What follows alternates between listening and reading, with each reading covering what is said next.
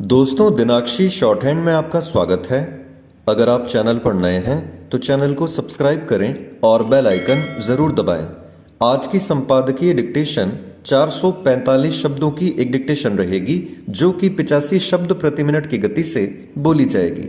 अगर आपको उस डिक्टेशन की स्पीड को 106 शब्द प्रति मिनट करना हो तो आप YouTube पर स्पीड के ऑप्शन में जाकर स्पीड को 1.25 कर सकते हैं। इस डिक्टेशन की डेमो आउटलाइंस आप हमारे टेलीग्राम ग्रुप से प्राप्त कर सकते हैं।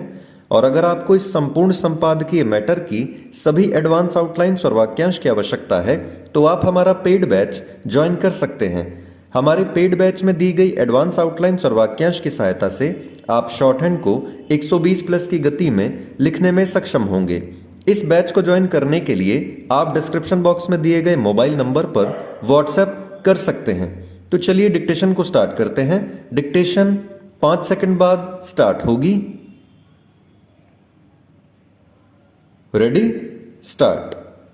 कांग्रेस ने G20 सम्मेलन के लोगों में कमल को चित्रित करने पर आपत्ति जताकर बैठे ठाले अपनी फजीहत ही कराई।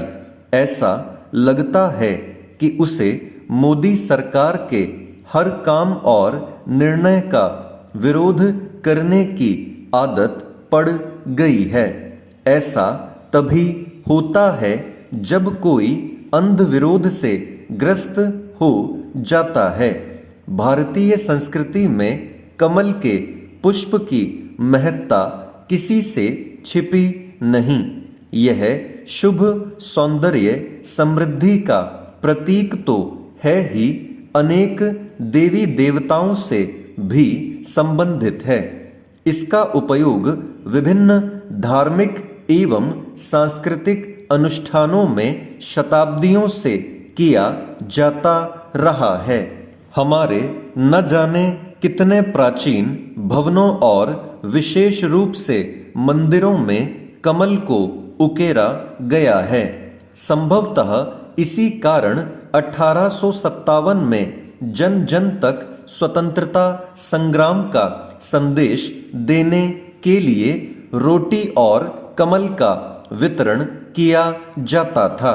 स्वतंत्रता के उपरांत भी विभिन्न संस्थाओं के प्रतीक चिन्हों, सरकारी आयोजनों के साथ डाक टिकटों में इसका उपयोग किया जाता रहा। आज भी कई सरकारी और गैर सरकारी संस्थाओं के लोगों में कमल को शोभायमान देखा जा सकता है। वस्तुतः इसी कारण उसे राष्ट्रीय पुष्प की तरह देखा जाता है। ऐसा प्रतीत होता है कि देश की सबसे पुरानी पार्टी कांग्रेस भारतीय संस्कृति में कमल की महत्ता से पूरी तरह अनजान है। यह एक विडंबना ही है कि भारत जोड़ो यात्रा पर निकली कांग्रेस भारतीय संस्कृति में कमल की महत्ता और उपयोगिता से अपरिचित दिख रही है। समझना कठिन है कि उसे कमल के रूप में केवल भाजपा का चुनाव चिन्ह ही क्यों दिखाई दिया।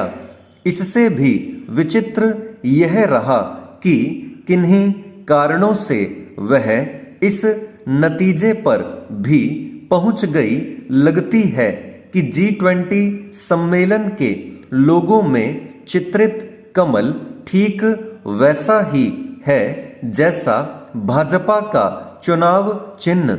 यदि कांग्रेस को यह लगता है कि G20 सम्मेलन के लोगों में कमल को दर्शाए जाने से भाजपा को राजनीतिक लाभ मिलेगा तो उसे स्पष्ट करना चाहिए कि ऐसा कैसे होगा। क्या G20 समूह के देशों की भारत में होने वाले चुनावों में कोई भूमिका रहने वाली है? कोई भी समझ सकता है कि कांग्रेस ने बिना बात का बतंगड़ बनाकर अपनी जग हंसाई करा ली। जाने अनजाने उसने यह भी प्रतीति कराई कि भारतीय सभ्यता और संस्कृति के जो भी प्रतीक हैं वे उसे स्वीकार्य नहीं। यह तो वाम दलों वाला रवैया है। वास्तव में कमल पर आपत्ति खड़ी कर कांग्रेस ने एक बार फिर यह प्रकट किया कि वाम दलों की संगत में उसकी मानसिकता उसके जैसी ही होती जा रही है। क्या वह यह चाहती है कि कमल का अन्यत्र उपयोग इसलिए प्रतिबंधित कर दिया जाए क्योंकि वह भाजपा का चुनाव चिन्ह है? यदि कांग्रेस देश की संस्कृति के प्रतीकों के प्रति सम्मान भाव नहीं प्रकट कर सकती तो कम से कम उसे उनका विरोध भी नहीं करना चाहिए। स्टॉप।